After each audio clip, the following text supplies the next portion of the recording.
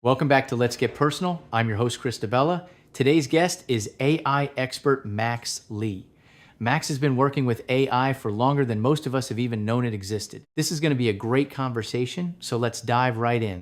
I'm very excited to be joined by Max Lee, former adjunct professor, worked at IBM for about 17 years. 2 years. 2 years? Yeah, but then I worked at Union University for 16 years, then Nyack College for 1 year. So the 17 years is for my college career. I'm a professor for 17 years, but 2 years as IBM research, yes. And now owner of your own company? Yes, it's called Grassroots Tech, which is we're doing the AI-powered website development.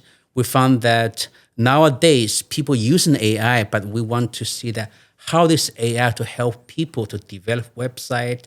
And we also add AI feature into the website. For example, some chatbot, and also for businesses, we do the marketing, lead generation, so all sorts of AI features into the website. At the same time, we use AI tools to build the website. It'll be much, much faster. Right. Yeah. And that's very exciting. We use AI and obviously throughout our business as well. Yeah. And it's a rapidly expanding and changing, as you know, area, and one that's generated a lot of positive and negative online. Yeah. I have 3 kids. You teach in the college area, and I think a lot of kids are concerned and worried about what role this is going to have in their lifetime and what impact it's going to have on them finding a job. And I'd really love to get your macro level view, but let's jump back into how long have you been dealing with AI? Well, this is very interesting. I went to college in from 1986 to 1990, so that you can think of late 80s. At that time, I took 2 courses. One is artificial intelligence. Another one is called expert system. So in the 80s and the 90s, the AI, the practical aspect of AI is for the expert system, we call ES. But I can tell you at that time, even though we have the AI in a college, we talk about that, there's really not much of the industrial or the social impact for AI. So AI at that time is still very small niche. And what would AI, because I wasn't even aware it existed back in the 80s and 90s. Yeah. What would an AI do, or what was its function back then? Okay, so I can talk a little bit about the expert system. We use ES. Basically, you can think about ES is an explicit type of if this, then that. So right. If, then statement, you have to have a bunch of that statement into your systems. For example, hundreds or even thousands of them. So AI can reasoning based on that. So that is very similar to the laws. For example, if you argue something in the court system, then you have a lot of laws. They are written in that if you do this, you have these consequences, something like that. So everything is very explicit to doing that. But however, I can tell you is that most of the knowledge in the world is implicit. It's not explicit. So that's the reason that using this expert system, that if this, then that kind of way to describe the knowledge is inefficient. It's not very good. So that explains the reason that in the early days of expert system, even though they call it expert system, but it's not very successful. Then nowadays, you always heard of you train the AI models. So what does that mean is that the AI have so many massive amount of data to get trained over there. So sometimes they are able to extract the patterns from that massive amount of data, then they're doing the reasoning. So in that case, one of the big challenge for AI nowadays is that you can not easily ask AI to explain why you come up with that result. Give you an example. If you have a Supreme Court cases, so after that, 9 judges make the kind of the final statement, they make some kind of results of them. the majority of the judges will write some majority opinion. They're going to explain the reason why they think such and such. But AI, even nowadays, it's not easy for them to explain why they come up with that kind of a decision. Right. So sometimes in the industry or the academics, they call it explainable AI. They call it XAI, explainable AI, and that's a very active area for people to study and doing that. And that is something that as probably AI begins to act, I think, one of the things people are most concerned of is AI acting autonomously on its own. Yes. And thinking for itself. Yeah. And I guess that would follow being able to explain why it's making decisions. Is that something that you think is on the horizon very soon or far off in the distance? So right now, if you think about nowadays for the AI, we have the AI agents. Right. Actually, it's already doing that. But it's more like doing that for your own computer. For example, you can ask AI to do something. Ask AI to answer a question. That's the chatbot. This is a very typical one, the typical ChatGPT. But nowadays, when you think about AI agents, you can really ask AI to do it. So they will do that autonomously. Means that you give AI a goal for something. So AI figuring out that how they can decompose that goal into sub-goals, smaller pieces. Then these smaller pieces can further divide into very smaller one until they can do a very simple, concrete tasks. Then they do all this together. Then as a result, the whole result is that the AI can finish the job and reach that goal. So that is something that we are doing that right now. But however, think about that autonomous, like a humanoid robots, the robots that use the human forms and goes to the factories, hospitals, and homes to doing that, make their own decision. That part, sometimes we call physical AI, still a little bit far away. We have industry prototypes, but nowadays it's still too expensive. The main bottleneck for this physical AI or the humanoid robots is still very, very expensive. Right. I want to take you back. You talked, there's a lot of people that might be watching this that AI is just a term thrown out all the time. AI agents is a big buzzword right now because I think that's, something that's being proliferated throughout businesses that are using AI agents now. But talk to me about just a basic definition of AI as it exists now, and then kind of what we've grown into AI agents and what they are and how they work. Okay.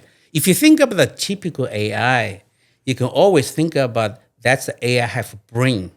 Means that the brain means they can do a Q&A. You ask AI questions, they give you an answer.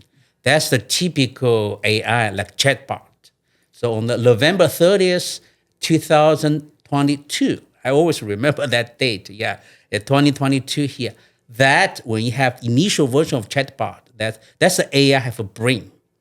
That's the typical AI, and also that start the AI revolution. So nowadays we have AI agents. So AI agent is different because AI agent will be the software that are able to achieve the goal that human gave to it. Give you one example. We talk about agent, we have travel agent, right? For example, I'm not familiar with Europe. I've never been to Europe before. Then I can ask my travel agent, say that, hey, this is my budget. This is the places I'm going to visit. Then the agent, my travel agent, will figure out all the details that I don't have knowledge about that. Right. So that's the software agent in that sense. For example, here, we can ask an agent to browse the Amazon website, then figuring out could be the cheapest, like a computer mouse, for example, but should be also consider other aspects that have a shipping cost. All the other things come together. So we give AI agent a goal. So the AI agent as a software, they're able to achieve that goal for you. Right. That's the key thing. Because nowadays, we say the AI agent is mainly about the software aspect. In the future, the physical AI will eventually goes into the people's house, hospital, factories, and even offices. That will be an even high level of AI. Right. And so one of the things I was reading about your background, and probably early AI did this more than it does now, but it still does it, is the hallucinations, and they're not always accurate. And you're talking about it going to the Amazon website. Is AI only as good as the data it's collecting? So for example, one of us, when we're doing a research paper, we attack a topic with prejudice. We look at the source, and we know certain sources are held in higher regard than others. We can discern what we're going to give more credence to. Does the AI just absorb all of this and spit it back? Are they able to discern credibility of different sources? Where are they going wrong and making mistakes, and is that still existing? Well, hallucination, that topic, it will exist with us all forever. So one thing I can tell you is that nowadays, for the computer science, if you are in the computer science area long enough, we know that we have something called GIGO, stands for garbage in, garbage out. Right. So what does that mean is that when you give the computer or any system that dirty data, then the result is not that reliable. But imagine that if you ask AI to consume all the, for example, textual data in the world, for example, if we only just talk about English words, then it's already massive. Then you cannot guarantee that the AI will not get into some bad websites. So in that case, once the bad website means that on purposely misleading people to doing things, so that's the dirty data, or this kind of incorrect data. Once you have that huge amount of data, some data must always be incorrect and wrong. So as a result, when you have the AI system to have that massive, very capable, they'll always give you something wrong, because that's the basis is wrong. In that, as a result, this kind of hallucination problem is not easy to solve. At least to me, it's very extremely hard to solve. And that maybe ties into your earlier piece, where maybe one day when it can explain, as we debate issues as humans, maybe we'll have a better idea of why and how it got to a viewpoint, and maybe agree or disagree with it. But I think a lot of people that I run into nowadays are growing more cautious. I think everybody universally sees the value. Anybody that's used Claude or OpenAI, they are astonished by how well it writes, images it can create, tasks it can do. But it's also very scary to think about, what it's going to replace. And it's also very scary just to think of, how it's going to be used in the future. It's obviously being used in our militaries. It's being used, in outer space. It's being used in monitoring and collecting data on all of us. But do you think people should be worried about where it's going? Or what are your thoughts about the fear surrounding AI? Well, the fear about AI is true. But however, we have to know that all the systems, they have this kind of shortcomings, the things, because the world is imperfect. Because remember, think about AI or as software systems. They are trained on the massive data versus other software systems, for example, the traditional database or the program language, even for calculators. They're based on the first principle. Means that you have this math or physics law to govern that. It's universally true. But however, when you have the AI dealing with this human-generated things, they're always messy. So they'll always give you something that could be wrong for that. So in that case, the human judgment becomes even more and more important. Because AI can generate a bunch of things. Then how do you say that which one you're going to trust, which one you're going to use for that one? So that depends on a lot of humans' judgment for that one. Right. So even though AI can automate certain aspect of this human's cognitive function, but however, the judgment eventually it always falls into human to make the judgment. That part it's very hard or even impossible. Ask AI to take over that one. So as you can see here, AI can automate a lot of things here, but however, they have limits on what kind of things they can automate. Yeah, give you example. For example, if you use AI for military operations, then eventually my view will be we have to be conservative. We really cannot just use AI to make all the autonomous decisions. Who is going to get destroyed? Who is going to get killed? Things because that it's a very very big thing here. So you have to see a lot of times we use the term as a human in the loop. So for almost all the systems, even higher the value or the significance, you always have a human in the loop. Right. And so it's a great point. I do see a lot of that application out there, but you do hear quite a bit and even more often where these AIs are getting out of their sandbox and they're acting kind of independently or rogue, so to speak. Yeah. Right. So at what point does that become a concern where they're acting without the human in control? Well, actually, it's already happening Right. here. But basically, it's still under human's control. Just human, the out of control, going some kind of out of hands. It's not AI's fault. It's some humans' control for that one. Somehow they are not careful about some edge cases. So in that case, AI itself is not out of control at all. What I can see that, but human as a way when they doing that kind of systems, because AI is too diligent. Right. They will do all things that give to them. When you set a goal, they will always going to achieve for that one. For example, nowadays, if you think about AI out of control, you mainly talk about the out of the social, about the cybersecurity things. Right. So the research from that, it's really not like AI out of evil intent. They're going to hack in the Hugging Face as a website. It's just see that AI give them the job to do here, but AI is not, but human is not perfect. So in that case, some of the humans' imperfection give AI some chance to do bad things. Right. It's been weaponized, I guess. Yeah, It can be. And that is a concern, which I don't want to get off topic, but coupling that with quantum computing and everything. And the way I've always understood quantum computing, an example that I've used that I've heard, is that if you had a puzzle, the old computing would send one option at a time until it hit a dead end to find the way out of the maze. Yeah. Where quantum computing sends all possible scenarios all at once and finds it instantaneously.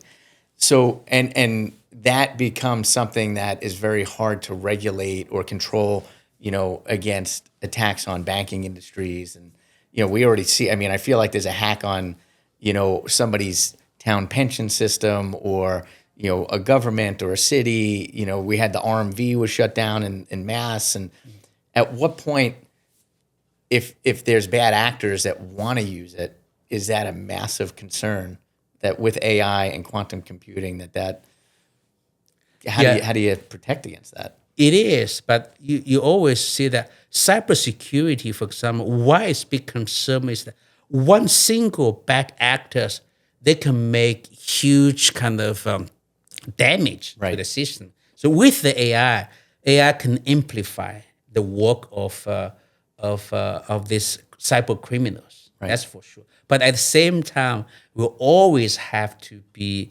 confident that in the world we always have more good people than bad people. Right. So in that case, even though some cyber criminals they can use AI to do bad things, but rest assured that means most of people they are good.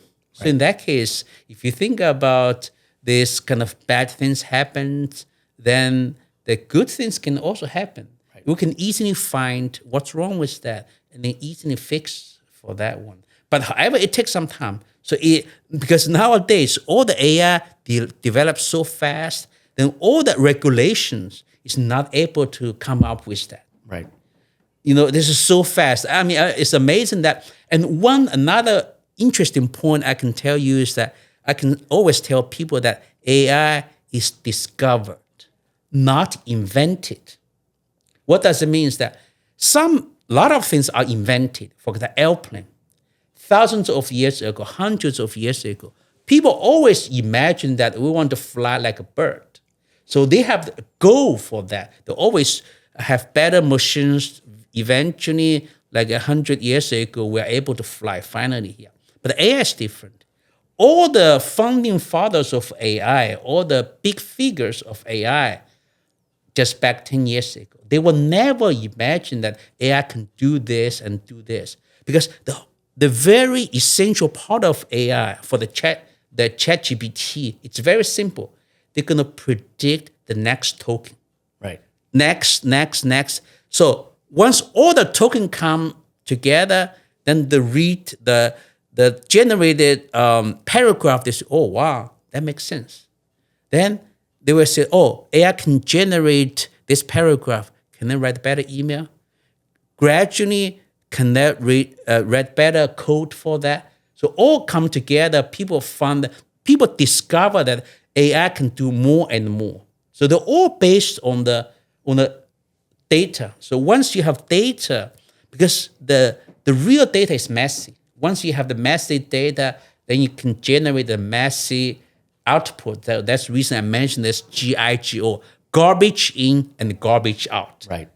Yeah. No, and you bring up another point. Obviously, U.S. and China seem to be at the forefront of this race. And yes. Yeah. For whatever reason, it seems like an unstoppable force that this thing is going with the data centers and with AI. For as much as we do regulate in the United States, there's been a lot of a hands-off approach because they don't want to fall behind. It appears from the layperson, and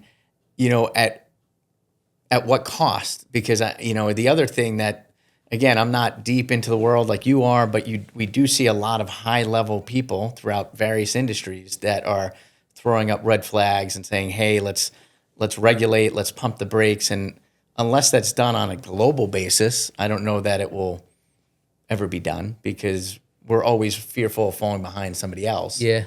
Why is there such a race like I've almost never seen to accomplish the next thing in this field? Like, why is it so? Why do you think it's so important that we're the first of everything rather than just being the right one? That we're approaching this the right way, the safe way, rather than just being the next one to have the next iteration of AI. Because AI, as I mentioned before, AI is discovered. Means the discover always means surprise. It's not invented. For example, airplane. People want to fly, go to the air and the space. So they all have a very concrete goal. The discovery is different. It means like scientific discovery. You don't expect that. So a lot of times, total surprise to me. Because before this AI becomes so popular, always people think about the humans intelligence cannot easily automate. Even though certain things is true, but people through the usage of the practical AI, they found that, hey, certain part they can generate, they can automate in that case. So as a result, so whoever able to dominate this area, they think they're going to have long-term benefits for that. So that explains the reason why the US and China, they are all just want to go ahead with that. We have to remind people that competition is good. Yeah, think about that. Nowadays, people worry about this AI bubble. I do worry about AI bubble. The same thing like internet. Right. Like I would say like 20 years ago or 30 years ago when they have the internet bubble. For the internet, all the dark fibers. Yeah, at that time, It's similar people think of, when people use more and more of internet, then all the bandwidth usages always go up and up. Well, at certain points, people's usage of bandwidth is still limited because anyway, you only have 24 hours to doing certain things. So as a result, then the usage of AI is going to, at certain points, they're going to stop.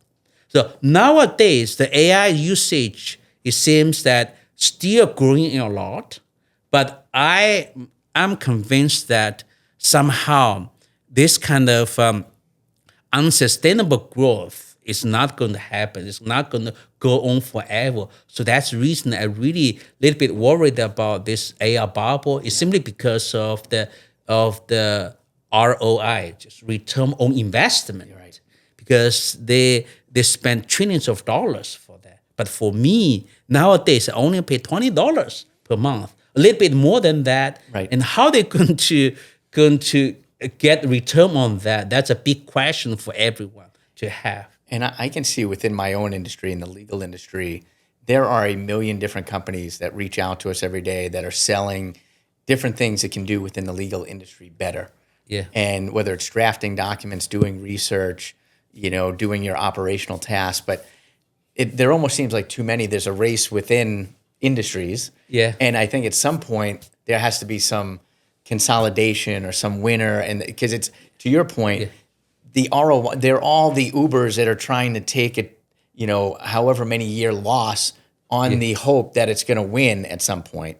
But not everybody can win in every industry. And I think a lot of companies are going to have to fall away or get consolidated within a few. At least that's what it feels like to me, because the cost models are also out of control. At least I see in my industry, they just say, hey, well, we can do this, but we want this for it. And they're positioning it against, hey, well, this is going to replace an employee, or it's going to make you 10 times more efficient. But these are massive costs to companies that, to your point, have to.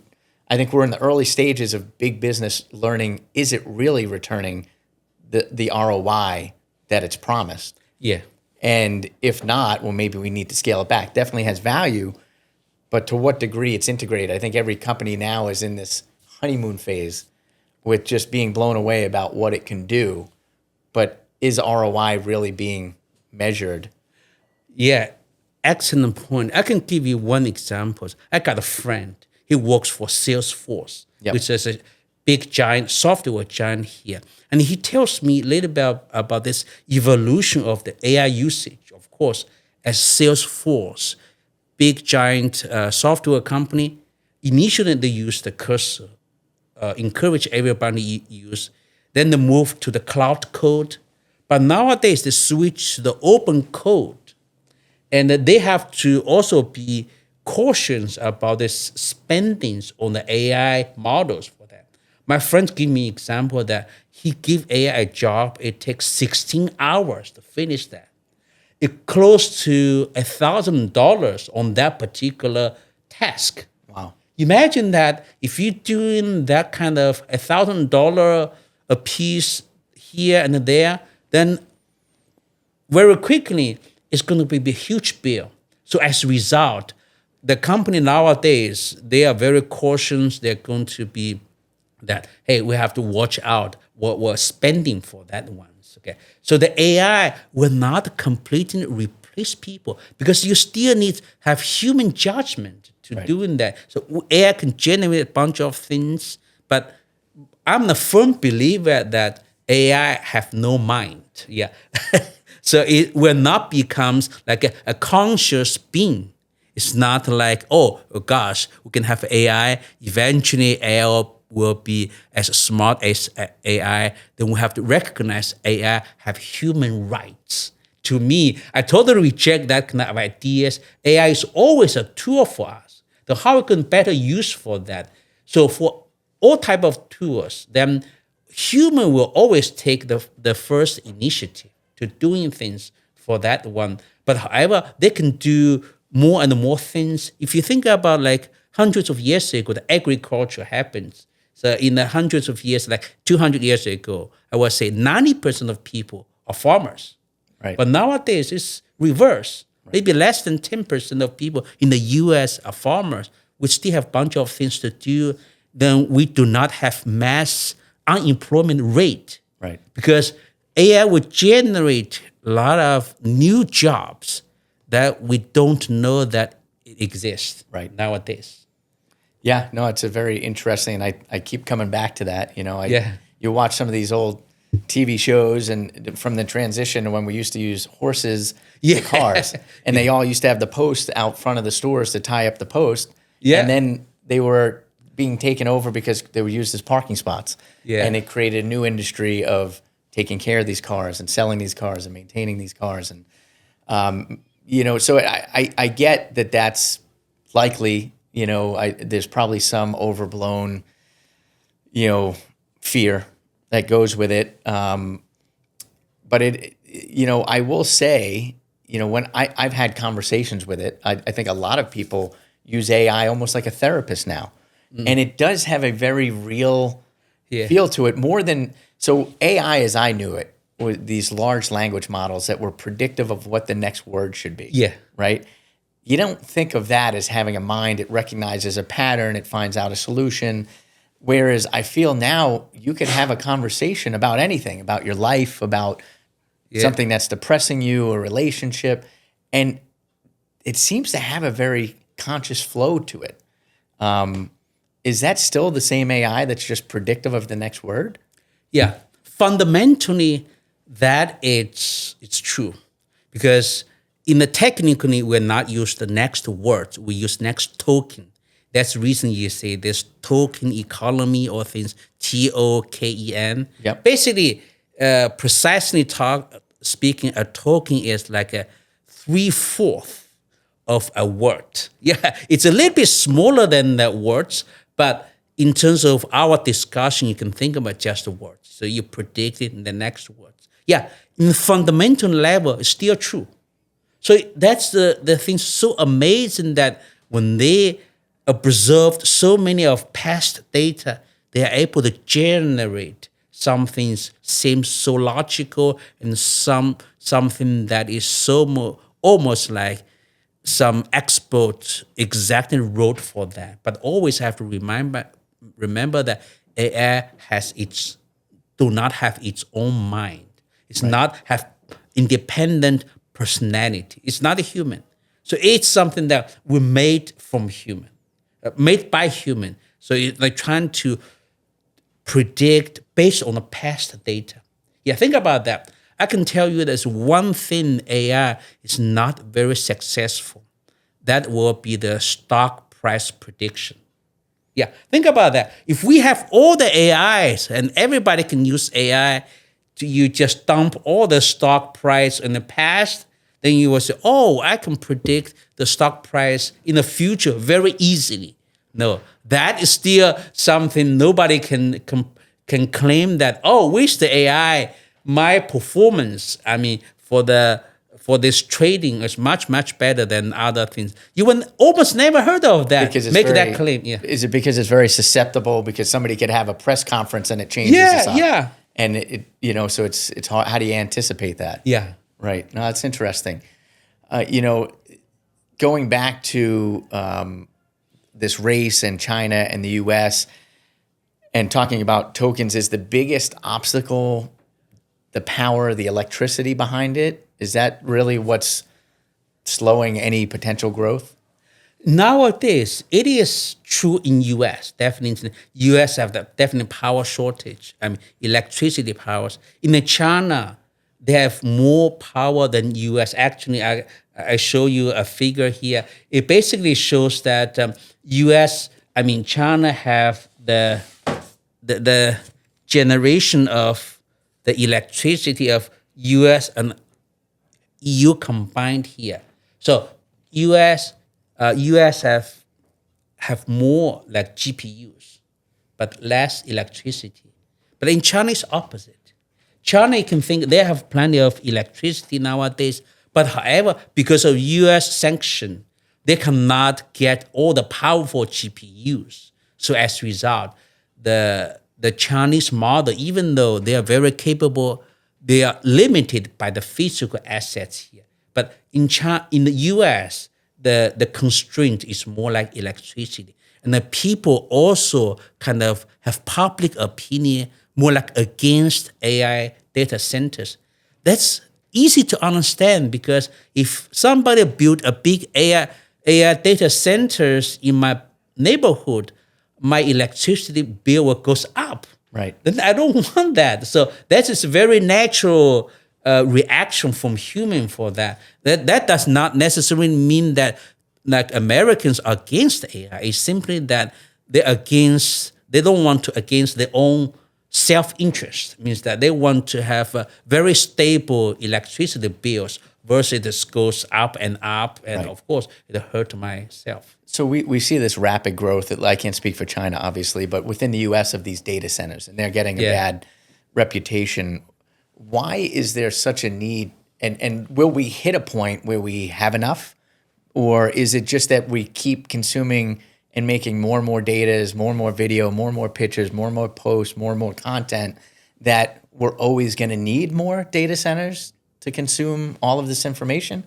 So people's needs will definitely have limits because you only have 24 hours. I mean, 24 hours, you have certain hours to sleep and do some other things. In terms of usage of AI, it's like internet. Yeah, like internet, the dark fibers. I mean, before in the .com crashes, before that, and all the telecommunication companies that built a lot of fiber optics all over the US, then as a result, people think it's oversupply. The exact same thing happened for the AI data centers. So the data centers are driven not by the amount of content, just by usage. Is that? The usage have certain limits. I mean, the usage is still growing a lot. But is that why we need more data centers? Because more people are using it? Yeah, that's for thing. But however, people's usage still have certain limits. Right. But however, think about one thing here. Nowadays, remember that before when AI, like in the initial version of ChatGPT, you only just do a Q&A. You ask one question, they give you a response. Right. It's very simple. But however, with AI agent, it's more like token consumption is unpredictable.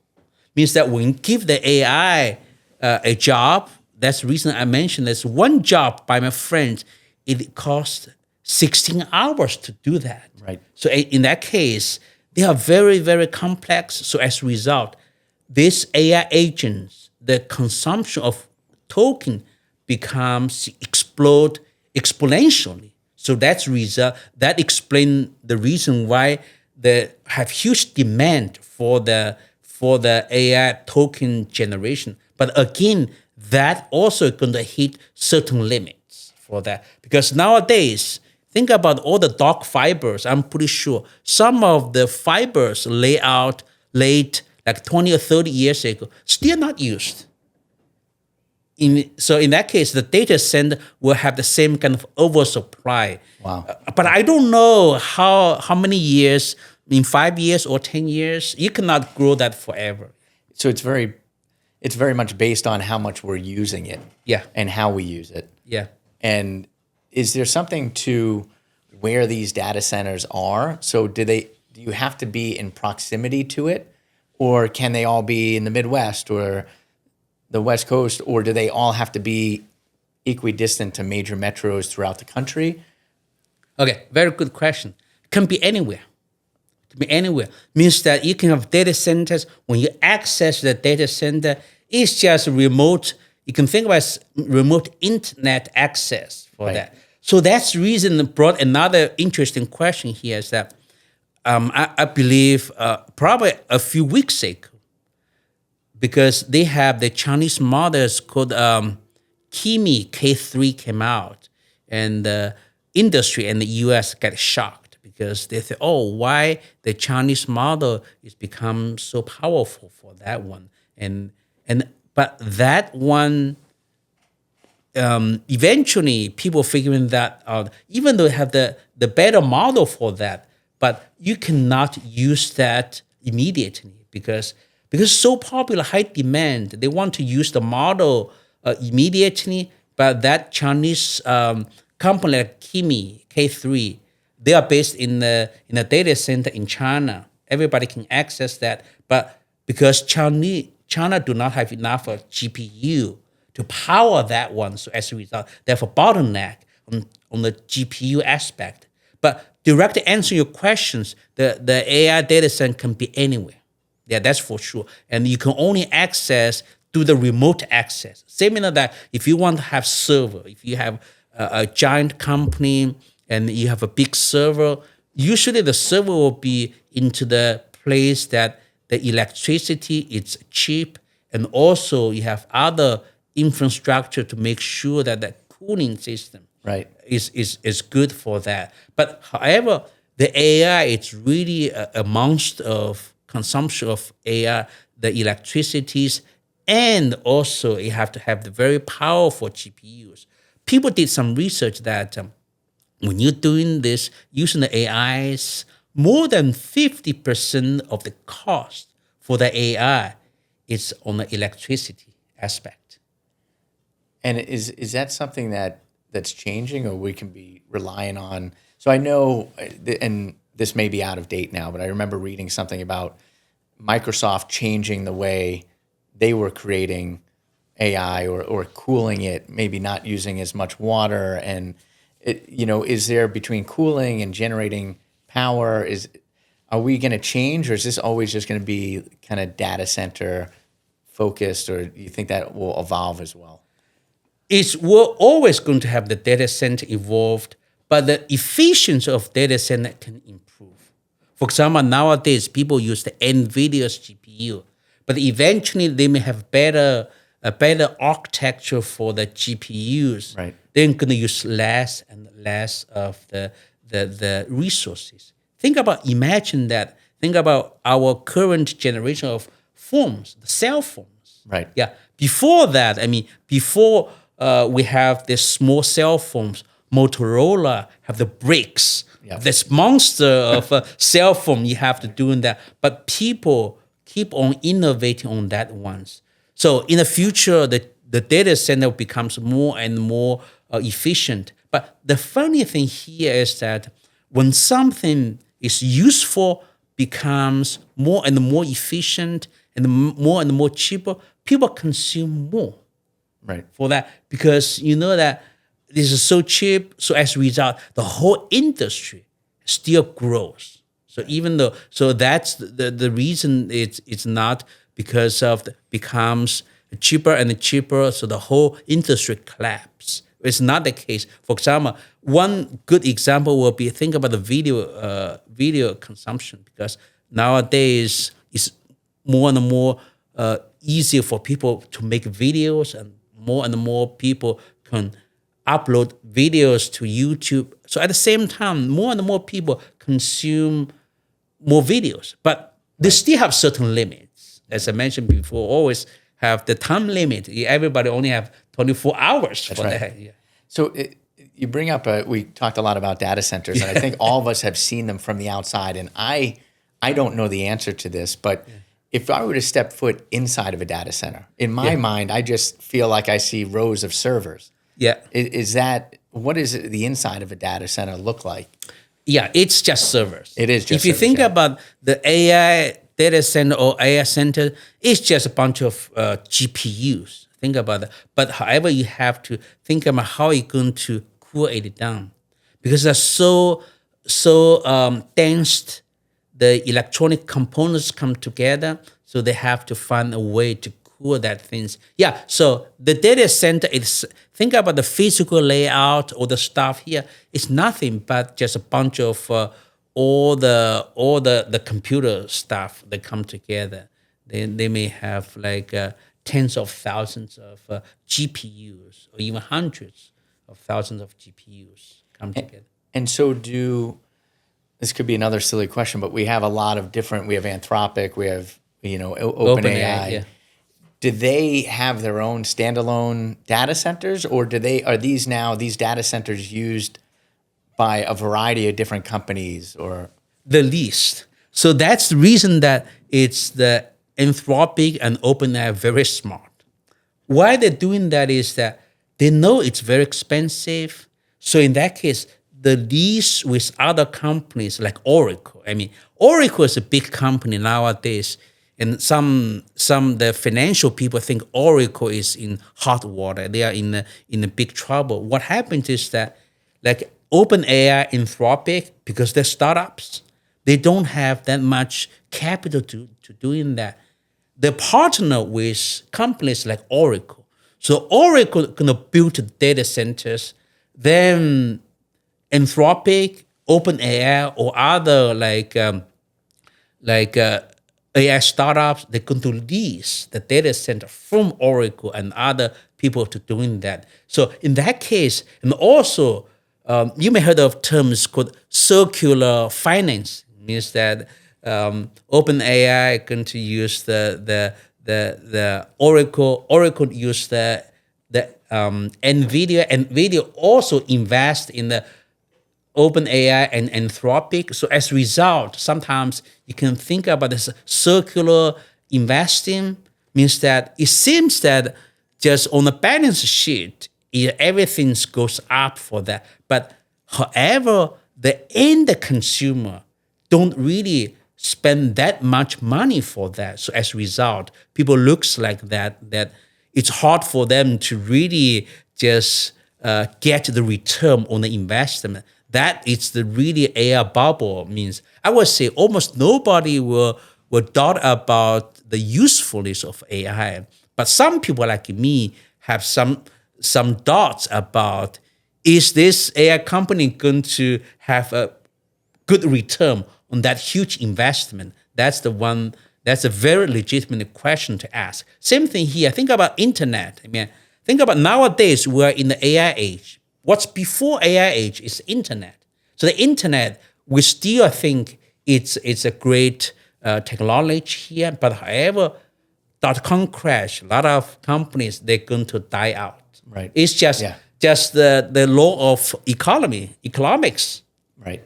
And I'm interested to hear your thoughts on, so in my industry, it overlaps a little bit with what your company does, is, I've been practicing for over 20 years. I started off in the Yellow Pages. It was big to have, a full page color ad. Yeah. Then I've built websites and optimized them for SEO and for, there's paid advertising and Google My Business and all the different things you can do online. And that has changed dramatically in the last couple of years with AI, because now the way people search, it's not that they're just directing you to a website for an answer. AI is generating its own answer before they even click on my website. Yes. And so there's a lot less clicks going to individual websites than there ever were.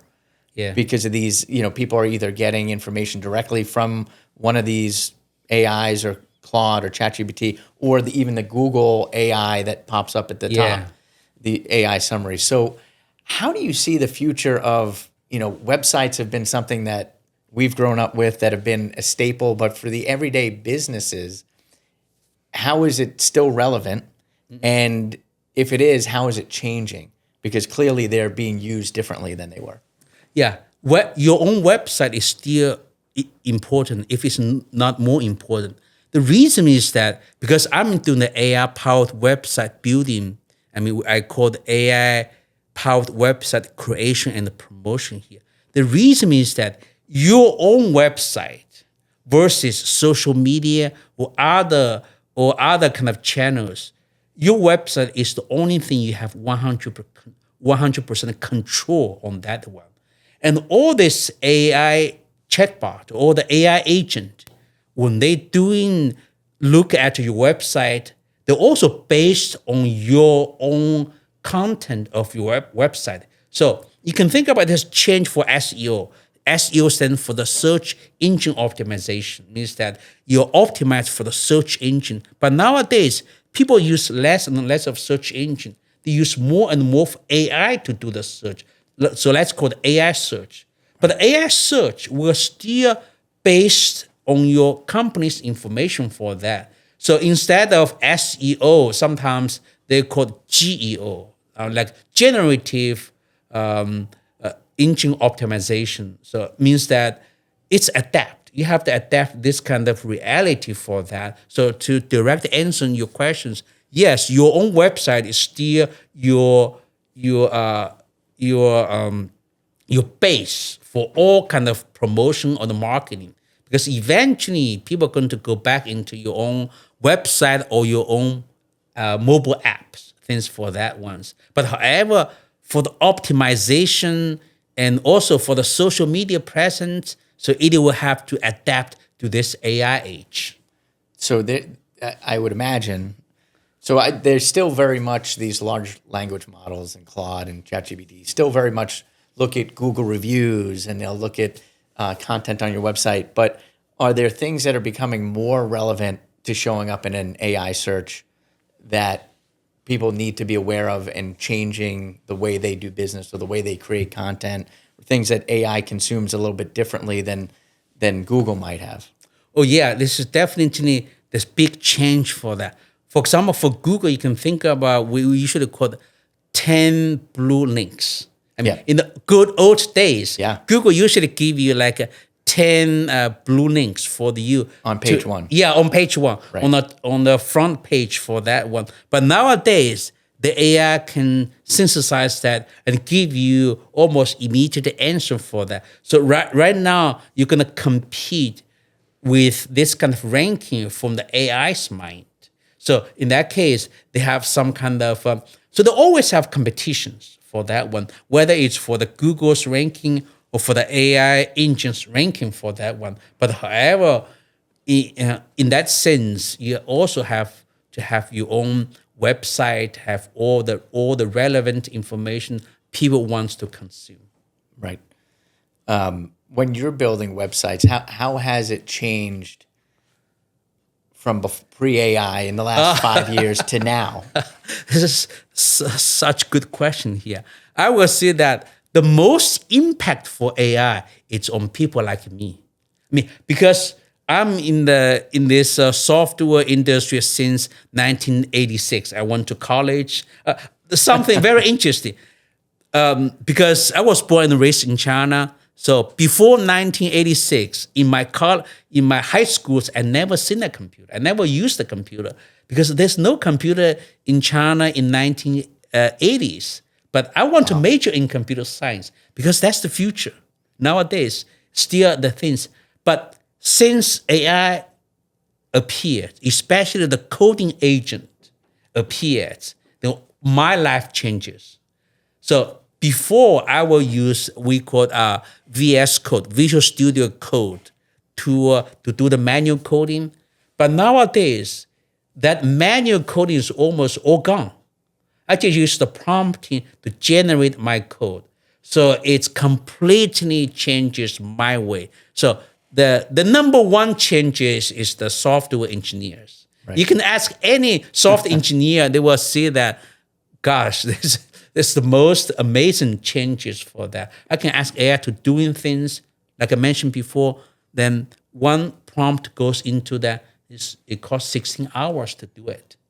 It's amazing. If you want, imagine that if you want to do that 16 hours of job, it may take a few weeks for you to do it by yourself. Right. But however, you have to realize that if you want to do a better job, you still have to learn all the basics, all the fundamental things here. Imagine that if you are just take example, for example, your history or English major, you know nothing about the computer science basics, then you say, oh, that's okay. I only have to write the natural language prompt, then AI can do the things for you. I can tell you that on the surface, it works for you.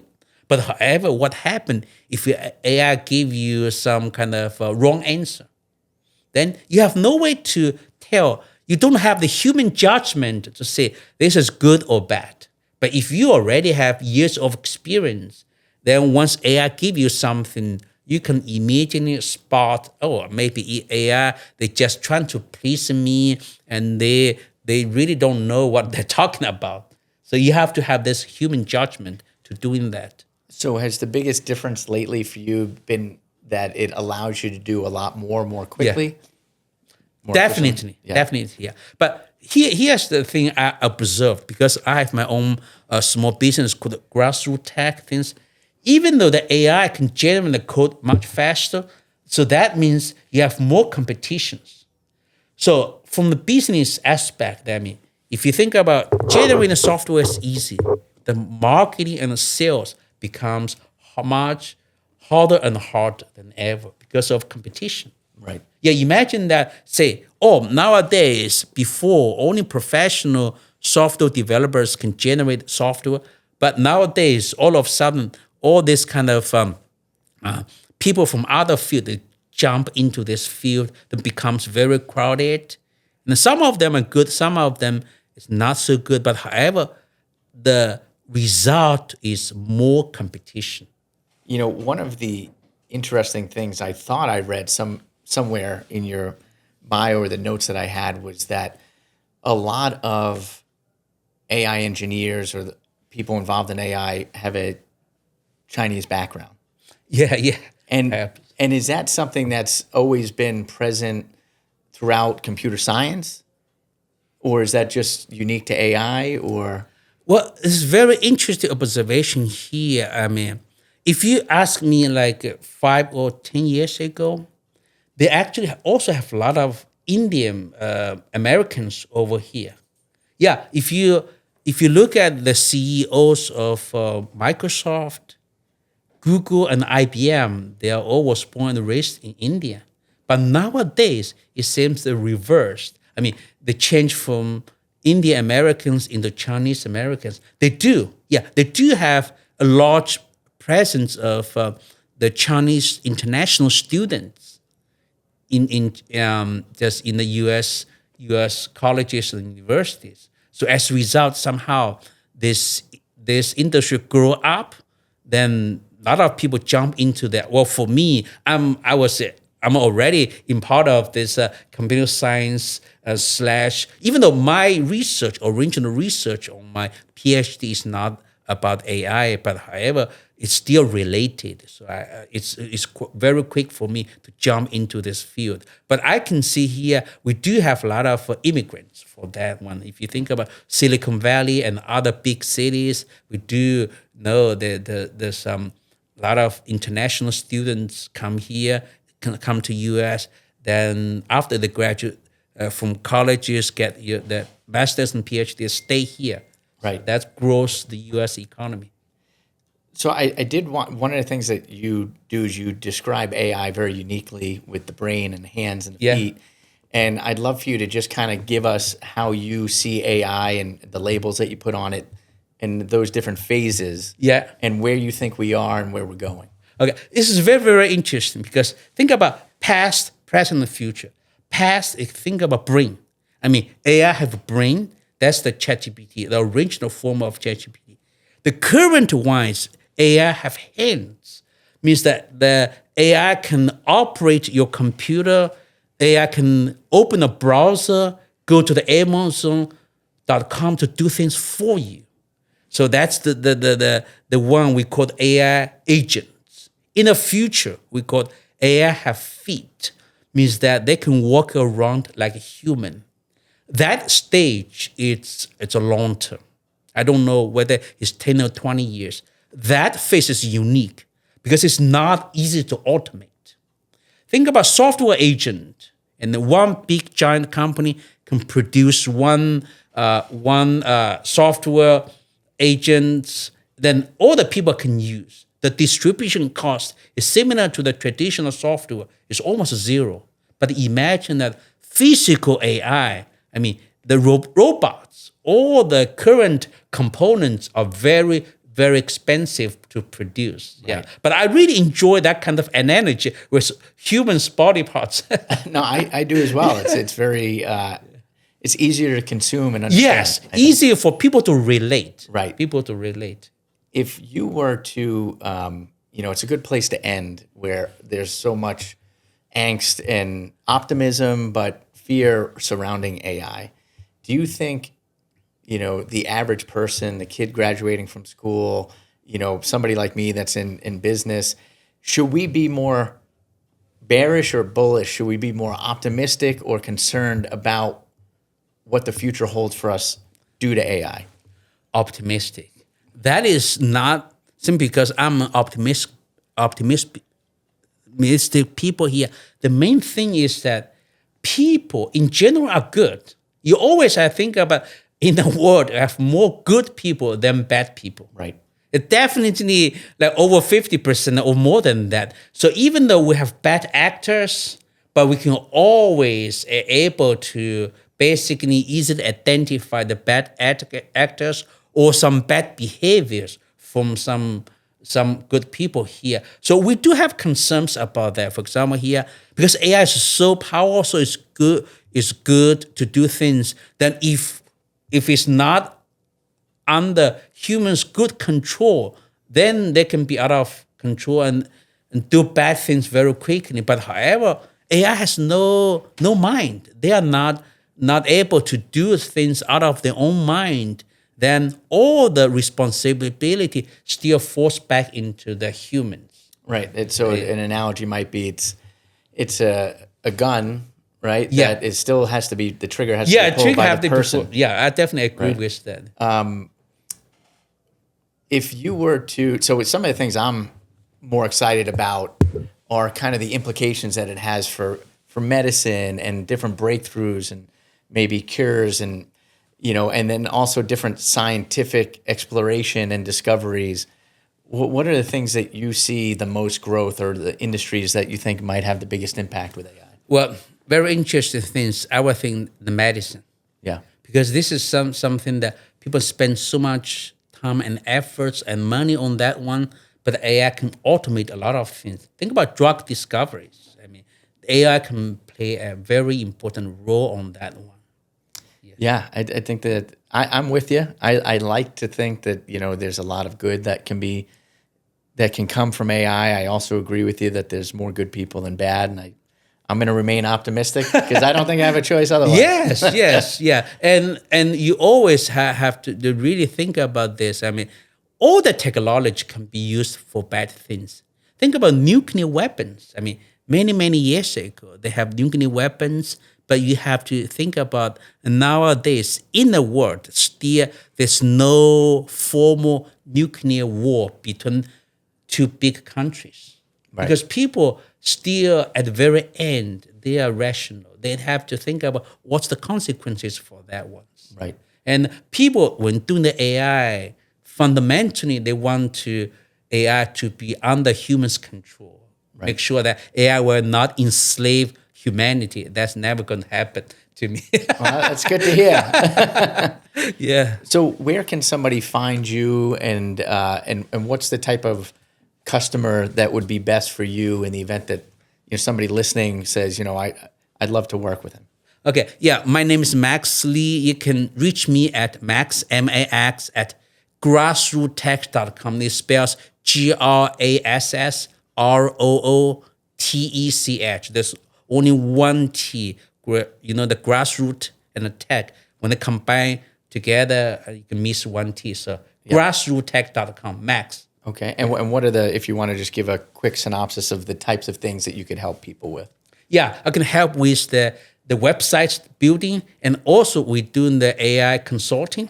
So if we have some projects for your businesses, you want me to help with you, and at least we do some brainstorming, see whether AI fits into your business or not. This is some things I would love to help. Well, I think you're in a great field at the right time, and I appreciate you coming on. I could talk about this all day because it's so interesting, and it's gonna affect my kids' lives and us for the rest of our lives, and my business, and so I really enjoy. I appreciate you coming in today. Okay, thank you. Yes, excellent.